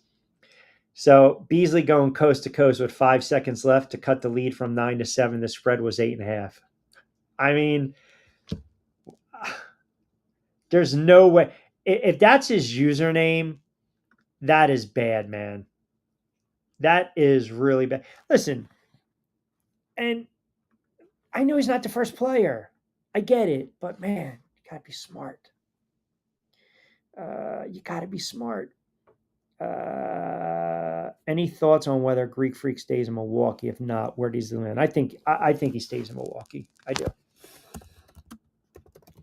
do. I think he's upset. I think he's frustrated. He hasn't really asked out of Milwaukee. But see, that's the other problem I have. You sign these max contracts and these deals, see him through. And I think he wants to stay in Milwaukee. He's been there for what, 12, 13 years, right? He's an MVP player, MVP caliber. They won a championship just a couple years ago. He's laid down the roots, right? He's laid down the roots. Maybe he wants to be that Tim Duncan, that Dirk, that Steph Curry. I want to stay in one spot.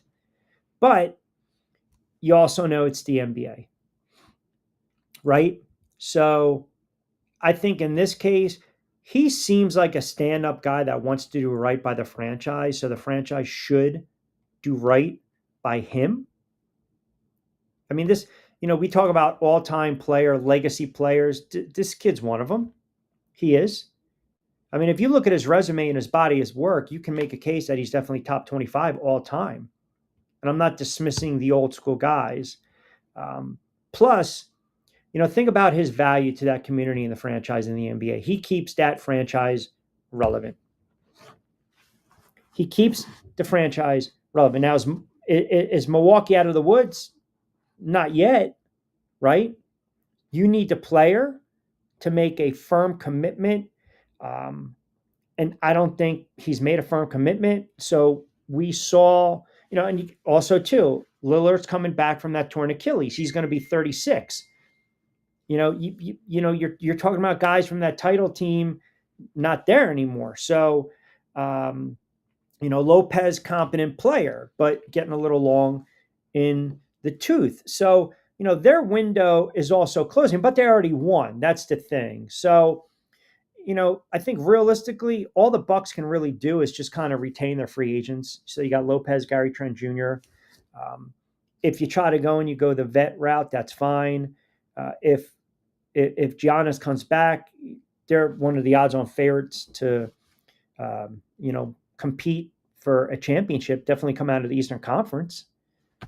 I mean, think about the Eastern Conference right now. Halliburton down, Boston selling off. Knicks don't have a head coach. You got teams rebuilding. If you're Giannis, stay put. Stay put. Stay put.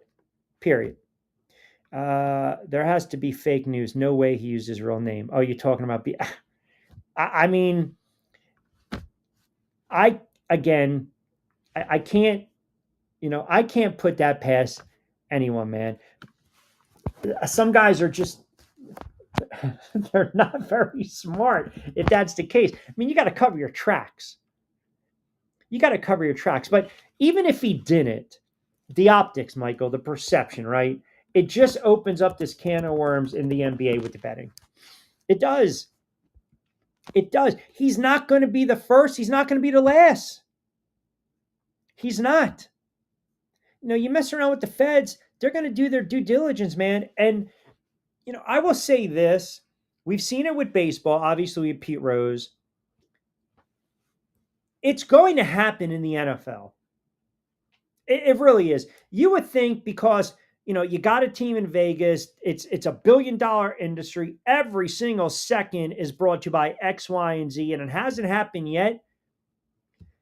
Is it too risky? Is it avoidable? Is it too obvious? Like, we joke, we see guys drop a pass, or how about this? A guy turns around, he breaks free for a touchdown, and what does he do? He does the unselfish thing and he slides to kill the clock, to burn the timeout, and the game's over, and everyone goes nuts with fantasy football. Or, oh my God, Saquon had 125 yards. I needed 25 more yards. He rips off 25. No way, check that. He rips off 22. Or, oh my goodness, I have these rushing yards by the quarterback and he takes a knee and that sets him back 3 yards. Like, the fanatical gambler is always going to look at that with, a Titan lens, always.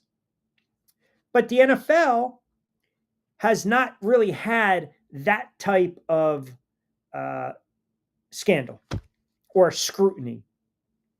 Now, have we seen it in the past? Art Schlichter? Sure. Paul Hornung, Alex Karras back in the day? Yes. For the life of me, man, I think the NBA has a gambling problem. I do. I really do. I think it's so easy for these players to manipulate their own player props and these lines. I think the league is vulnerable. The league is very vulnerable. You're talking about the third player in the last 2 years to come under investigation. The league's vulnerable. Now, ultimately, depending on what the league and the feds will find, the NBA, I think, has a big problem on their hands. And I think a lot's riding on this investigation, because what if the feds find through this investigation that, yes, he not only bet on his own player props, his team, or the outcome. Now you've got a situation where the spin, the damage control, is just wow. Wow, wow, wow. Would you trade Cat and picks for LeBron if you wanted to come to New York? You know how I feel about Cat. I don't want to give up picks. You gave up what? 26 for Bridges, right? Q just heard a great point about Braun. The Lakers just sold for 10 billion. Sure. Does he not play a role in that evaluation, whether it be fair, well tour or not? He's worth every penny. It's a good point that you bring up. That deal is still not through yet, but we know about the evaluation with the Bus family and the businessman, obviously, who has stake now in the Lakers.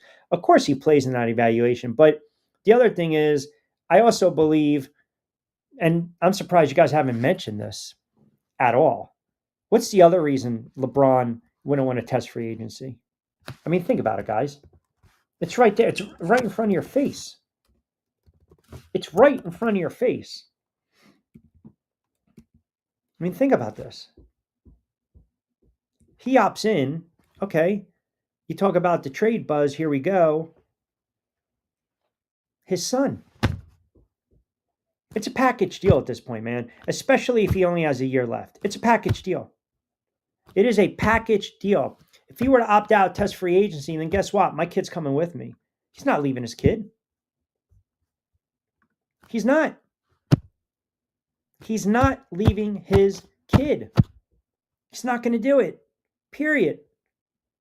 So we can talk about the money. We can talk about if he wants another title or not. He made a push so hard, right? Clutch Sports, Rich Paul, do not draft this kid. If you draft this kid, we will not do business with you. It was laid out. It was the worst kept secret. I even said at the time, the Celtics should screw the Lakers and just draft the kid out of spite. But it's a package deal. Again, at this point, he's going to finish his career with the Lakers. He's going to.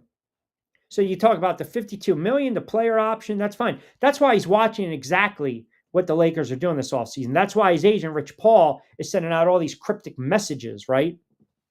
You know, he's throwing it out there that LeBron could be on the move just to make the Lakers panic a little bit and also see what type of potential moves they might make.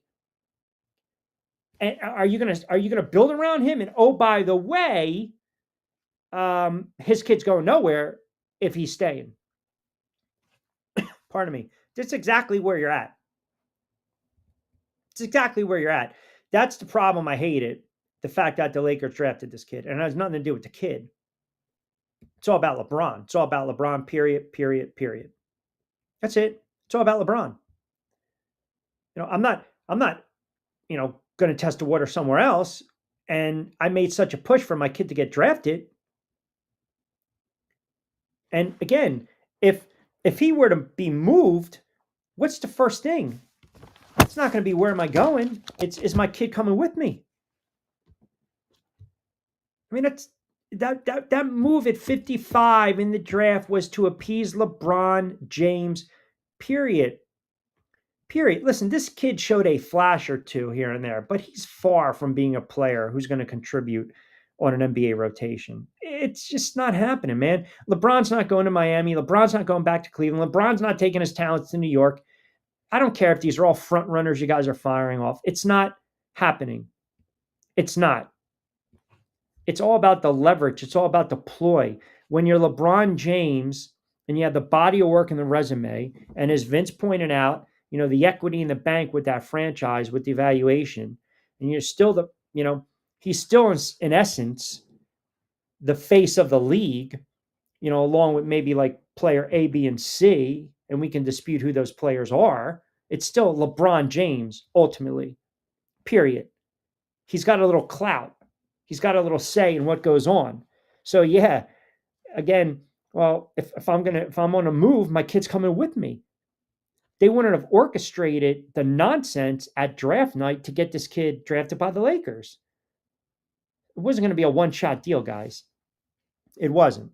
And as far as Cat, listen, this is not a knock on Karl Anthony Towns. I think he's a good player. He's frustrating as hell as a Knicks fan. And I'm not going to sit there and say what other people have said. He's a loser. He's a losing player. I think the kid tries. I think he gives him energy. He drives me batty. He drives me crazy. But I also saw the Knicks trade enough away. Knicks need to get a head coach, period. And by the way, LeBron, you stick LeBron on the Knicks the way that offense is centered. LeBron also likes to take the ball off the floor. So now you eliminate who taking the ball off the floor. Like it's just, it has a recipe for disaster. That was a pipe dream a couple of years ago, and LeBron toyed with the Knicks, kind of like Kevin Durant did. They dangled the carrot and they toyed with those franchises respectively. They weren't serious. There was never serious juice about Durant going to New York. There's never serious juice about LeBron. I remember someone said they saw LeBron in Philly looking at high schools, and all of a sudden, all these clowns on local radio stations I was at were sitting there saying, "Oh, LeBron's coming to Philadelphia 76." Why? Because he's checking out of school. You know, years ago, the guys I used to train in Ocean City, Wade, LeBron, Bosch, no one ever knew that because they were so off the beaten path. Nobody had any clue. Does that, to have them train in Ocean City, does that suggest that those guys were all going to go to Philadelphia? Or they were all going to go to the Nets? They were all going to go to the Sixers? They were all going to go to the Knicks? No, not at all. Absolutely not. Franchise chiming in. And then I'll get to Monday markets. Franchise chiming in. Q, for a fact it's going to be prevalent more in the NBA. As you mentioned, it's easier to dictate the outcome. I don't gamble. I have a kid that does, and I tell him to be responsible at all times. I'm still trying to figure out these player props. But if what you're saying is true, then I think more players will do it. Monday Marcus chimes in. Q, you know this for a fact. As soon as the NFL moved that Raiders team to Vegas, all bets are off. It's going to happen again in the NFL. I'm not saying it. Okay, 2 points. In franchise, that's good as long as your kid is responsible, because you don't want it to get out of hand. The player prompts make it very easy. They really do. And I know guys that are really good when it comes to betting the player props because they think ultimately it's an easier, the NBA, when you talk about the lines and the outcome, you get the, oh, by the way, if that line's 13.5 and, you got the one guy coming off the bench that has that energy to last 35 seconds and he wants to foul someone or he wants to chuck up a shot, that's going to kind of, maybe screw the line. In the NFL, we talk about the, oh, by the way, the back door. I mean, that's just the NFL. It's all incentivized. It's all incentivized. I got to get that touchdown. I got to get the yards. I got to get a reception. I got to get a receiving touchdown. They're going to keep playing it through, period. The NBA, you think at times it's a little more lapse? You really do? It's a little more lapse? But there's no defense in the NBA. It's a matador defense. So, yeah, you guys can go crazy with the player props. But I'm watching some of these clips of Beasley, and, it's the matador defense, the ball hitting you right in the mitts, on a swing pass or an entry pass, and you can't grab it, miss layups, miss bunnies. When you're under investigation, what happens? It's like, remember that great movie? It's a very underrated movie, Blue Chips, back in the day. Nick Nolte, Penny Hardaway, Shaq. Remember the guy, Tony? The kid that wanted to play overseas, that got his girlfriend, I think, pregnant, and he needed the money. And Nick Nolte's character, the coach, they went back and they were looking at the video of the games, and they were saying, oh man, he was off that night. Coach was on him. What is he doing? Going to his left when his strength in his right. Dribbling off his foot, missing the layup, looking around at the clock, looking up at the clock, and you knew the kid was throwing the game. You knew the kid was involved with the bookies. You knew the kid had a hand in the outcome of that game in some capacity. It doesn't have to be definitive. It can be just enough that, again, wherever you got in trouble with the books, with the locals back in the day, whoever, where they can profit off it. And I thought it was a great scene set up because ultimately when they went back and they're watching him play, at first, some of the coaches were in denial. They're like, that's my guy, that's my guy. But then you watch and you say to yourself, oh my God, here's a guy that's only averaging 5 turnovers. And in this game, he has, 9. Or here's a guy that's, as clean as they come from the charity stripe, 88%. And then he goes 4 of 12 in one game. Like there's ways you can do it. In the NFL, to Marcus's point, I think the NFL I mean, unless you got a running back breaking free for a 75-yarder and then the ball just bounces off his knee and goes out of bounds, or a quarterback that's just throwing horrible picks after horrible picks. You're talking about the NBA where, who's the most valuable player? What's the most valuable position, I should say, in the NBA? When in the NFL, we already know the most valuable position is the quarterback position. So if Mahomes is going out there and he has a string of games where he's 20 of 36 for $188 and it's pick six left and right, and you're like, where is this guy throwing? And I'm using him as an example, then yeah, maybe we kind of take a step back and say something ain't right. But in the NBA, sometimes you don't think twice about it. You don't. The center, forward, the guard, the shooting guard, the power forward. Like, I'm not going to sit there and say, one position is more prominent than the other when we know in football it is the quarterback position. They're under center. They're scrutinized the most. They're recognizable. Every other scene, it's the quarterback, whether he's on the sideline or on the field, looking at the chart, looking at the tablet, back in the huddle. So, yeah, you start to see a quarterback making horrible decisions and mistakes. Yeah, then maybe one day we'll start to question it. Do I believe it's going to happen in the NFL? Well, we've seen it in the NHL. We've seen it in the NBA. We've seen it in baseball. We saw it many years ago, many years ago in the NFL. Many. But you're going back. You're going really, really back. Really far. The NFL has that long-standing policy against gambling. Players, personnel, it's gone back decades. Now, what happened a couple years ago? Calvin Ridley. Remember Calvin Ridley? We forget about him. He was suspended an entire season. Now, he was also on the non-football injury list. He was later reinstated, but he was betting on NFL games.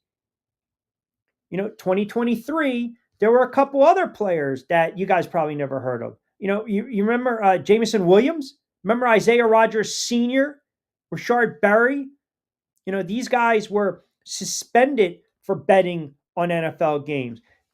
They're not prominent. I think Miles Austin, who's a Jersey kid, he played wide receiver, went to Monmouth, played with Dallas. He was at Kansas City. He was with the Jets at the time, a Jets coach, and he was suspended for a year for betting on non-NFL sports. So I'm not going to sit there and tell you that these players are priests. I'm not.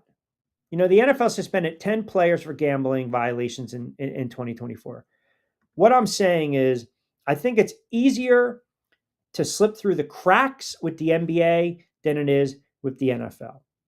Now, do I believe ultimately there might be a marquee player down the road in the NFL that is foolish enough to is Ridley the most recognizable up until this point? Okay. Maybe. But are we going to kind of put him on the same scale of, say, a Paul Hornung back in the day or Alex Karras? No. We saw it in the NHL with the center with the Senators. Baseball, Ohtani's interpreter. How do you not look at your checking account and realize that, there's 16 million missing? So none of these guys are choir boys. It would just be so blatant in the NFL. We saw a guy like Patrick Mahomes have a stretch of 4, 5, 6 games, and all of a sudden this guy's throwing pick sixes left and right. You either have to say this guy's totally lost it or this guy's in. This guy's in on the fix. That's all I'm saying. That's all the point I'm trying to make in that regard. That's it. 5:44, last time out. Coincidentally enough, we'll do the Q-Fecta coming up on the other side. Hi, I'm Bruce Pascoe. I'm very fortunate. Years ago, I found something that I genuinely like to do, and it's something that helps other people. What I do is help people transition from traditional health insurance into Medicare. I've been doing it here in Atlantic County for more than 20 years. If you're getting ready for Medicare, call me for a free consultation. 609-484-9800.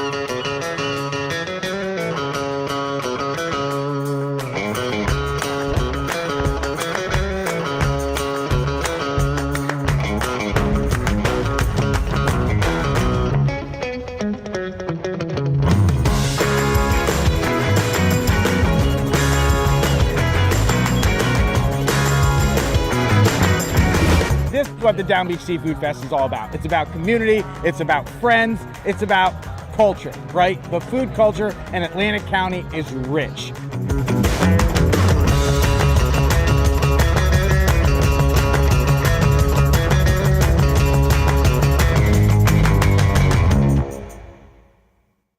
All right, 5:45 on a Monday edition Middays with Q. We are live on Trix 57, their Facebook page, trix57.com. Don't forget to always get social with us.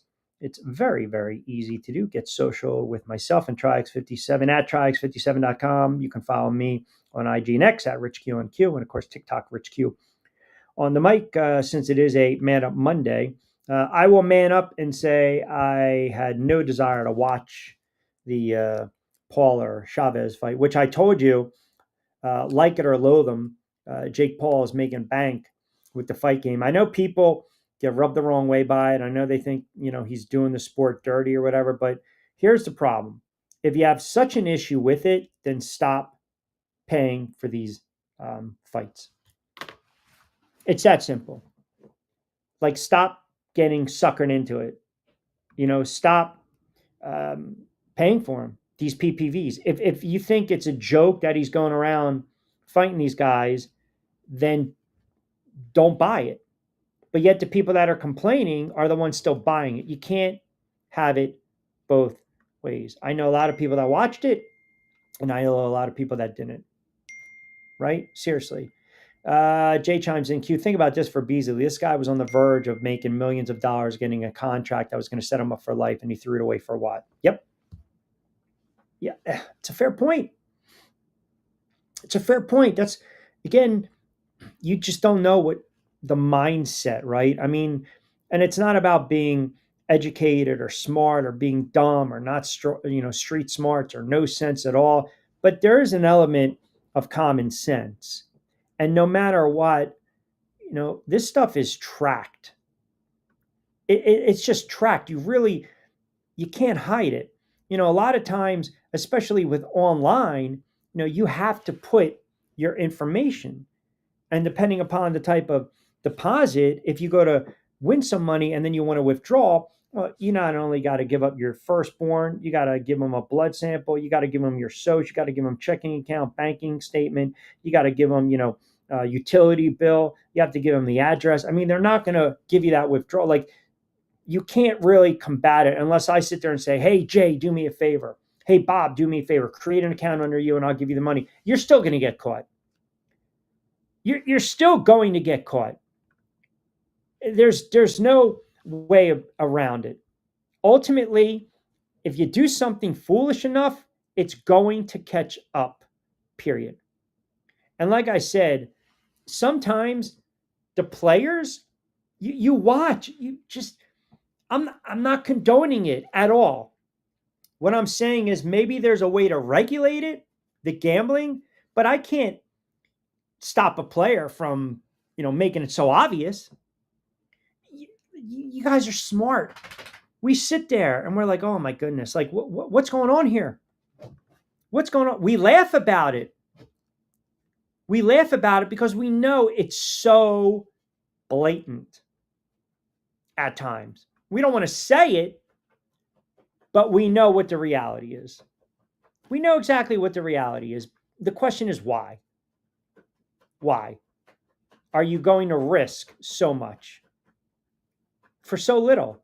Because anything, an enormous amount, an obscene amount, a deposit, it's going to move the line and it will just bring up suspicious activity. All of a sudden you're like, oh, what are all these player props coming in? Sham says Mike Brown will have a second meeting with the Knicks for their head coaching job and has emerged as a strong candidate. Oh my God. That's horrible, man. It's June 30th and there's no head coach. 30th. That's like a lateral move. What are we doing? I'll say this. I will say this. As much as I got on Tibbs, this guy's not an upgrade from Tibbs. Like, the Knicks are cooked if they bring this guy in. My God. Jazzy chimes in on X. Calm down, Q. The revolving door of these NFL coaches is absurd. It's the same guy over and over and over. You get a foot in the door, you can have a half dozen head jobs before finally being axed for good. But even then, a career as an assistant remains on the table. Laugh out loud. I can't believe the Knicks are about to pull the trigger on this clown. I mean, it's just, what do you do? When they got rid of Tibbs, I came on the air and I, again, marked the tape. I said they must have a plan in place. Tyler chimes in, Q. I don't know why we're confused. Why are you acting like Brown is a bad hire? Because he is. I've been down that road before. I don't need Mike Brown. I don't. Like, if that's the case, then you should have kept Tibbs. You should have kept him, and I would have lived with another playoff failure. Stop retreading these guys. Please. Please. I saw what this guy did in Cleveland. I saw what this guy did with the Lakers. I don't like Mike Brown. I don't need Mike Brown. I don't want Mike Brown, period. I don't.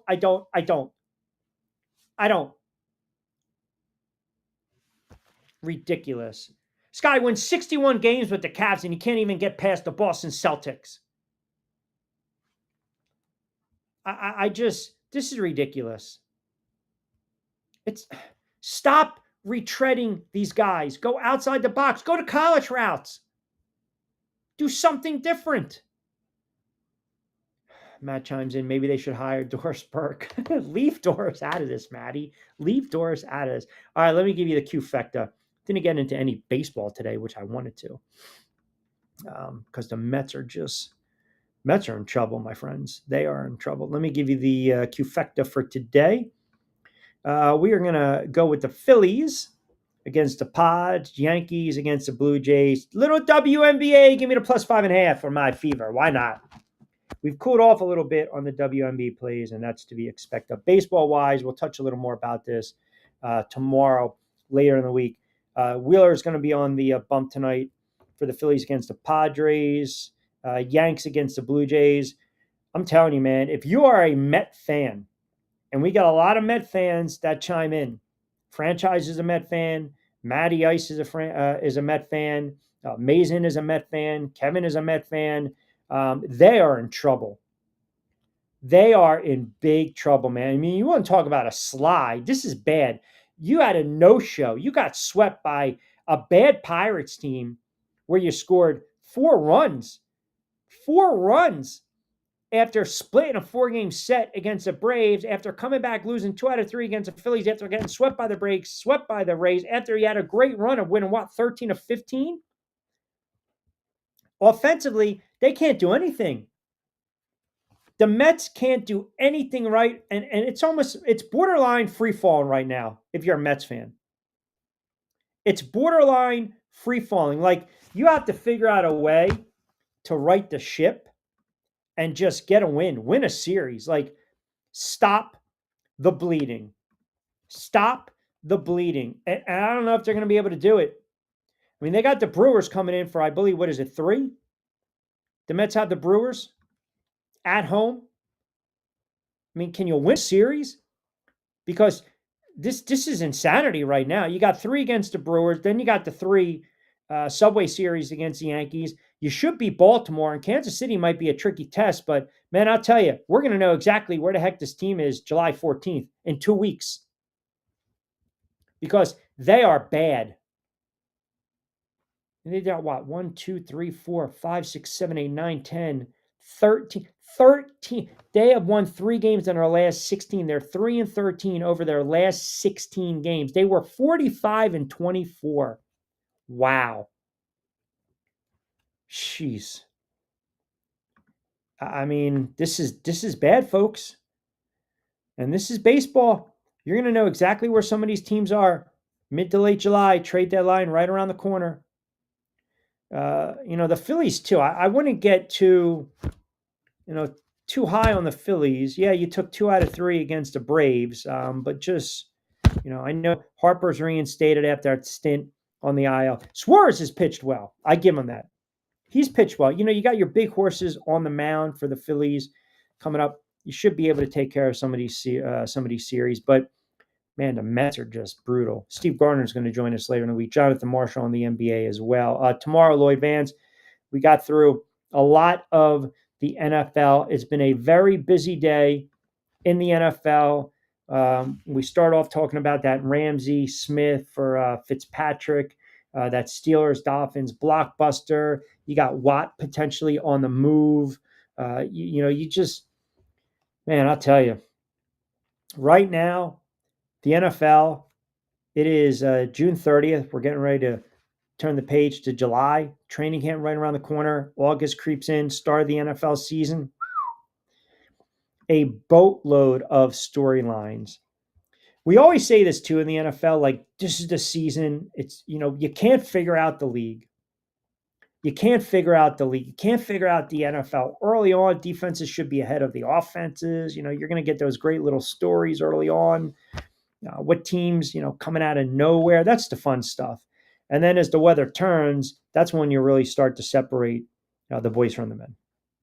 And you figure out who's legit and who's not legit.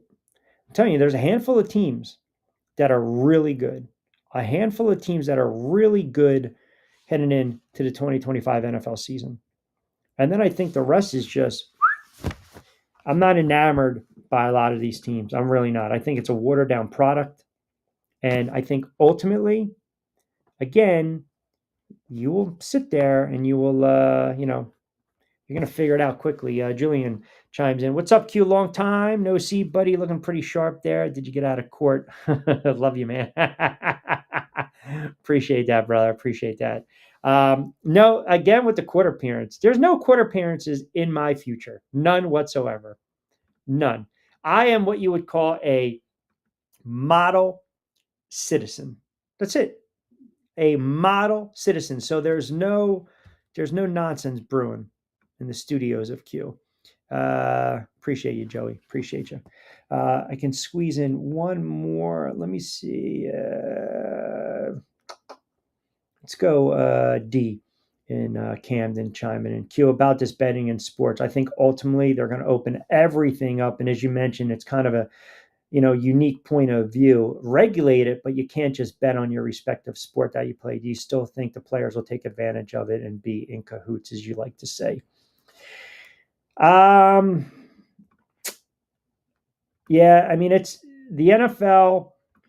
If you get a major star, we're going to have some problems. But I believe that the NBA has a problem right now. I think it's just, and this also affects how you might be able to do, betting and gambling with some of these player props. I mean, they might really make it to where it's not as well. Even if you made it high, you can always go with the under, but they might make it where you're not going to get as much value, just to kind of limit the play and limit your activity.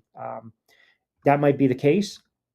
We don't know, but the Beasley story is not going to go away. It really isn't. All right, got to start wrapping up. Excellent job with the comments. You guys are fantastic. Appreciate the new listeners chiming in as well. As always, you can like, comment, subscribe to my YouTube channel at Rich Quiñones. Back Your Play. Coming back this week, we have a couple new shows that we're going to fire off on our good friends at SR 1029 FM The Game. A little more details later on in the week. But as always, keep us locked in TriX 57, 4 to 6, Monday to Friday, middays with Q. Appreciate the comments. Connect with us on social media. As we mentioned, it's very, very easy to do. All you have to do is follow TriX57.com, their Facebook page, like, comment, share. Check them out on X. Check them out on IG. For myself, you guys already know, at RichQ on Q, IG, and on X, YouTube channel, at Rich Quiñones, TikTok, RichQ on the mic. Excellent job with the comments, the engagements, the Facebook messages, the tweets as well. Tomorrow, back in the saddle, a little more NBA, a lot of NFL, more baseball. Lloyd Vance in the 5 o'clock hour. Costco later in the week. Jonathan Marshall on this Beasley story in the NBA. We'll kind of put a bow on the draft, and we'll talk a little NBA offseason news and notes. But as always, have a wonderful Sports Monday. If you're driving around, be safe, be sound. We will be back in the saddle tomorrow, Tuesday.